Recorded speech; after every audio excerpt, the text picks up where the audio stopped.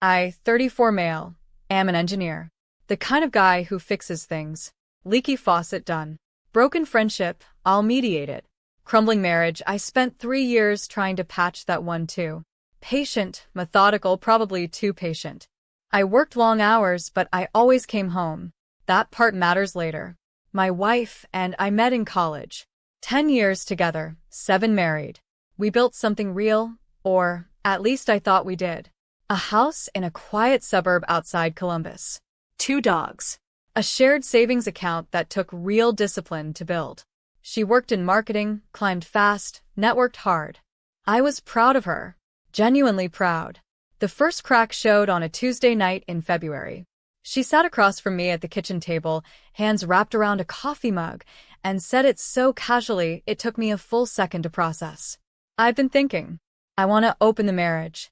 I set my fork down. Open it how? Date other people. Explore. We've been together since we were 22. Don't you ever wonder? I didn't wonder. I really didn't. But I looked at her face and saw something I hadn't seen before. She wasn't asking. She was informing. The conversation was a courtesy, nothing more. I told her I needed time to think. She nodded like that was reasonable. What she didn't tell me, what I'd find out 4 months later, was that she'd already started.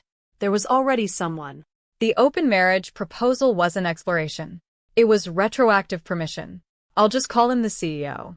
46 years old. Divorced twice. Ran a mid-sized logistics company. He and my wife had met at a marketing conference in Chicago back in January, a full month before she sat across from me with that coffee mug. By February, when she proposed opening the marriage, they'd already been sleeping together for 3 weeks. I said yes. God help me, I said yes. Not because I wanted it. Because I was terrified of losing her and convinced myself that flexibility meant love. I set one rule. Honesty. Tell me what's happening. No secrets. She agreed. She lied. I didn't date anyone at first. I tried. Downloaded the apps, swiped around, went on 2 awkward dinners that felt like job interviews for a position I didn't want. Meanwhile, my wife was glowing. New clothes. New perfume. Staying late at work events. Coming home energized in a way she hadn't been in years. I'm not going to pretend I didn't know something was off. I knew. I just kept telling myself this was the deal we'd made. Her best friend started texting me around March. Nothing romantic, just checking in. She'd known both of us since college. She was the maid of honor at our wedding. She'd noticed my wife's mood shifts too, and was worried. We'd grab coffee occasionally, just the 2 of us. She was easy to talk to in a way that felt unfamiliar because somewhere along the line my wife had stopped being easy to talk to. The best friend knew something was wrong. She didn't know about the CEO yet. Neither of us did, not fully. Then April came. My wife sat me down and told me about him.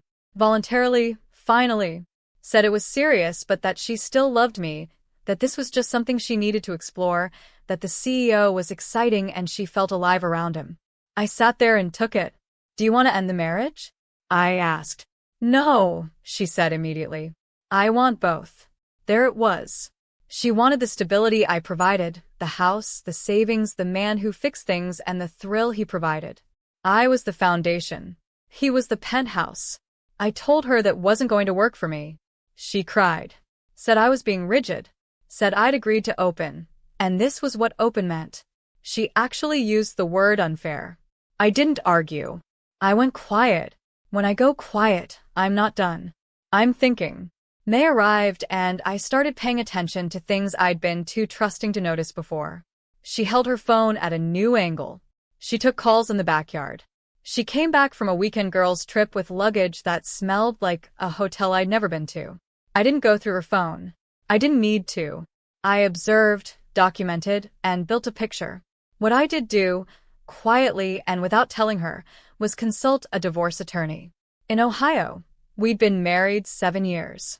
Joint home, joint accounts, no prenup. The attorney laid it out cleanly.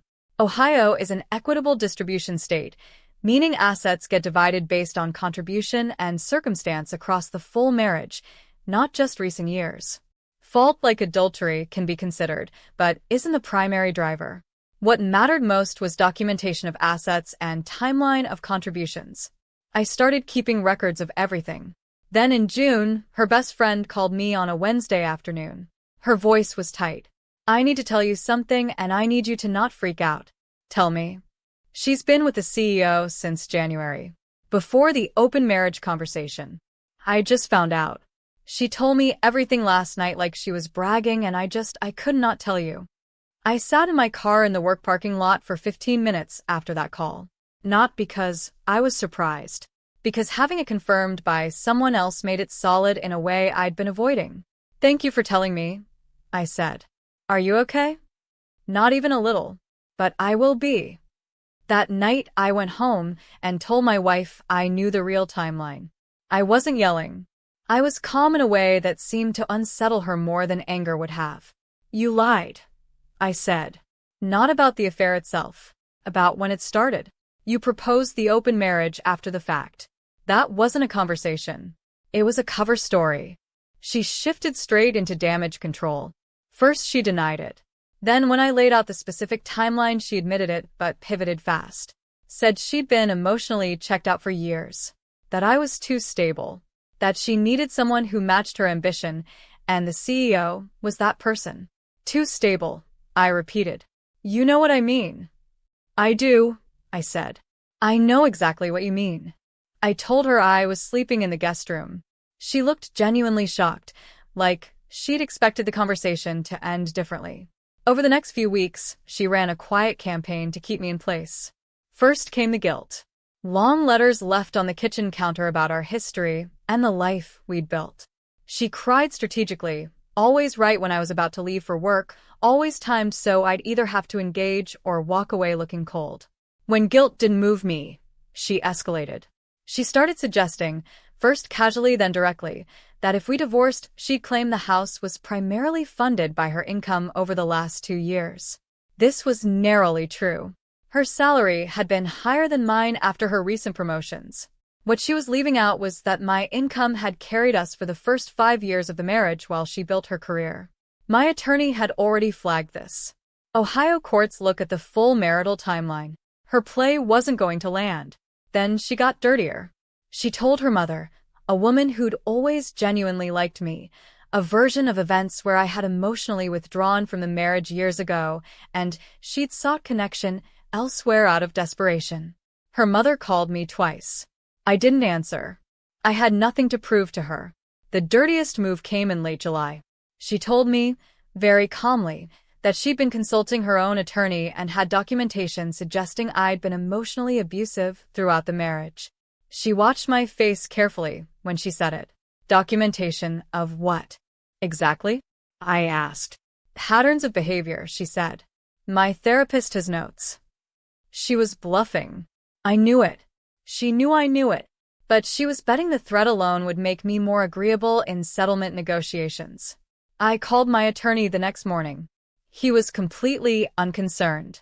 In Ohio, emotional abuse claims in divorce proceedings require specifics. Documented incidents, police reports, medical records, witness corroboration. Vague therapist notes about patterns without any corroborating specifics carry very little weight. He told me to keep my own documentation clean and not engage emotionally with her. I didn't engage. What I did instead was keep building my exit carefully and methodically, the way I do everything. Then her story started falling apart on its own. August. The CEO ghosted her. Not a slow fade. A full stop. Blocked on everything. She found out through mutual professional contacts that he'd moved on to someone else, a younger marketing director at a competing firm. Apparently, this was a pattern for him. He'd targeted driven professional women in his orbit, kept them engaged for a few months, then vanished when the novelty wore off. 2 former employees at his company had filed internal HR complaints that went nowhere because he ran the place. She called me from what sounded like a parking garage, voice completely wrecked. "Come home," she said. "Please." I was wrong. I chose wrong. I listened to the whole thing. "I'm not angry," I told her, and I meant it. "But I'm not your fallback. I don't want you as a fallback. I want my husband back." That's not what you wanted in February. Or January, actually. Silence. "We can do counseling," she said. "We can rebuild this." "I already filed," I said. "Papers were served to your office this morning." Long silence. Then, "You filed? When?" "2 weeks ago. I didn't want to tell you over the phone, but I'm telling you now." She showed up at my office the next day. Waited in the parking lot for 40 minutes until I walked out. It wasn't violent, but it was loud. Tears, accusations, the word blindsided used multiple times, all in front of coworkers who definitely noticed. I walked to my car. "I'll fight this," she said. "I'll drag it out. I'll make it expensive." I turned around. "That's your right." She expected that threat to land harder. It didn't. What she didn't know was that I'd been quietly growing closer to her best friend for months. About a lot of things. And somewhere between the coffee meetups and late-night phone calls, something had shifted between us that neither of us planned. Let me be straight about the timeline because it matters. Her best friend and I were not physical while I was still trying to save the marriage. We talked. A lot. She was the one who actually pumped the brakes first, said she didn't want to be anyone's rebound, that she needed to know I was genuinely moving on and not just filling a gap. We didn't start actually dating until September, a full month after I filed for divorce in August. Back to the divorce proceedings, because this is where the methodical side of me paid off. I had 5 years of tax returns showing my income as the primary or equal contributor through the first half of the marriage. Bank records of my direct deposits into the joint mortgage account from 2017 through 2022. Records of my individual contributions to our savings. The home had appreciated significantly since we bought it, and the Columbus market had been very good to us. Her counter-strategy tried to lean hard on her last 2 years of higher earnings. My attorney dismantled that cleanly using the full marital timeline. Her emotional abuse documentation never materialized into an actual filing. Her attorney, to his credit, apparently advised her to drop it entirely. What she didn't drop was the property fight. She hired a forensic accountant, an aggressive and expensive move, to argue that her contributions to home improvements and refinancing decisions entitled her to a greater equity share. It cost her around $8,000 in fees. The report was detailed and professional. Mine was better. I had kept every single receipt, every contractor invoice, every hardware store run, every home improvement project I had managed and partially funded going back to 2018. My attorney submitted a counter-analysis showing that my non-monetary contributions, project management, physical labor, contractor coordination, had a calculable market value that offset her financial contributions in the later years.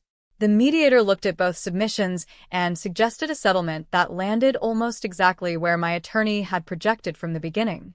Clean division of equity, my personal savings untouched, shared responsibility for marital debt, no spousal support in either direction given both our incomes.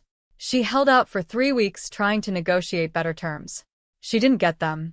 Here's where things got interesting without me having to do anything dramatic at all. October. The divorce was moving through the process steadily. Ohio has a standard timeline for contested divorces without children, and we were on track for a January finalization. The CEO's company started having a very bad autumn. The 2 former employees who'd filed those internal HR complaints that went nowhere had connected with each other and found an employment attorney willing to take their case. They filed a hostile work environment lawsuit in federal court in October. It wasn't just about the CEO personally. It was about a documented pattern of behavior the company had failed to address across multiple incidents. The lawsuit became local business news, visible enough in Columbus professional circles that people in my wife's industry were seeing it. My wife had spent the summer carefully telling professional contacts that she'd left a difficult marriage to pursue something real, that she'd been brave enough to choose herself. She'd built a whole narrative where she was the protagonist of a self-discovery story, and the CEO was the proof that she'd made the right call. When his name started appearing in legal filings and local business coverage, that story collapsed in her professional world. People who'd heard her version started asking different questions. A few women in her industry circle who'd met the CEO at conferences began sharing their own stories privately. She called me in November. Controlled this time, but tight. "I know you've heard about what's happening with him." "I've seen it," I said. I want you to know I had no idea he was like that. I believe you. A pause. That's it? You're not going to say anything else? What would you like me to say? She didn't have an answer. I don't have anything against you, I told her honestly. I hope you figure out what you actually want. But this conversation isn't something I need. I hung up. My wife found out about me and her best friend in December. Not from me. Not from her best friend. From a mutual college friend who ran into us at a holiday market downtown, put it together and mentioned it at a group dinner my wife attended. She called her best friend first. I know what was said because her best friend told me about it right away. You went after my husband, my wife said. He filed for divorce in August, her best friend replied. We started dating in September. I didn't go after anyone. You were talking to him for months before that. I was checking on a friend whose wife had been cheating on him since January. Yes. I thought you were my best friend. I was, her best friend said.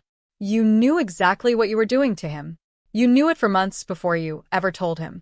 You used the open marriage conversation as a cover story and then told me about it like I'd be proud of you. I'm not going to apologize for caring about someone you decided didn't matter anymore. There was a long silence. I'm going to tell people, my wife said. I'm going to tell everyone you went after my husband while we were still married. Her best friend stayed completely calm. We started dating after he filed for divorce. There's a public court record with the date. You're welcome to tell anyone whatever you want. My wife called me next. I let it go to voicemail. The voicemail was 5 minutes of controlled fury. That I'd humiliated her. That her best friend had betrayed her. That I'd done this deliberately to destroy her. I forwarded it to my attorney to document and did nothing else with it. Then came the final round of dirty tricks before the January finalization. She contacted my mother directly, told her a version of events where I'd been cold and emotionally absent for years and she'd sought warmth elsewhere because I'd essentially abandoned the marriage first. My mother listened, then called me. She called me, my mother said. I figured she might. She cried. She's good at that. My mother was quiet for a second. She wanted me to talk to you. Encourage you to reconsider. And I told her you're my son, and I trust your judgment. A pause. Is the new girl good to you? Yeah, Mom. She's genuinely good to me. Then that's what matters. My wife also tried, through a back channel, to suggest to a senior colleague at my company that I'd been distracted and unreliable during the marriage difficulties. A transparent attempt to create professional doubt about me. The senior colleague had known me for 6 years, was visibly annoyed on my behalf when he told me about it, and it went absolutely nowhere. Each move she made was smaller than the last. Each one landed on nothing. January. The divorce was finalized. Clean by the numbers, exactly as my attorney projected. I walked out of the mediator's office on a Thursday afternoon with the paperwork complete, my personal savings intact, my share of the home equity secured, and 7 years officially closed. Her best friend was waiting in the parking lot, not making any kind of scene, just there. How do you feel? She asked. Finished, I said. In a good way. The CEO's lawsuit settled in February on confidential terms. He quietly stepped back from day-to-day company operations shortly after. My wife's professional reputation in certain circles took a hit that didn't fully recover. The narrative she constructed had too many holes and too many people who'd seen behind it. I'm not going to sit here and tell you I have everything figured out. I don't. But I know the difference now between someone who stays because they want to and someone who stays because you're useful to them. That distinction cost me 7 years to learn, and I'm not going to forget it. If you read this whole thing and you're still here, subscribe because unlike the CEO, I'm not going anywhere.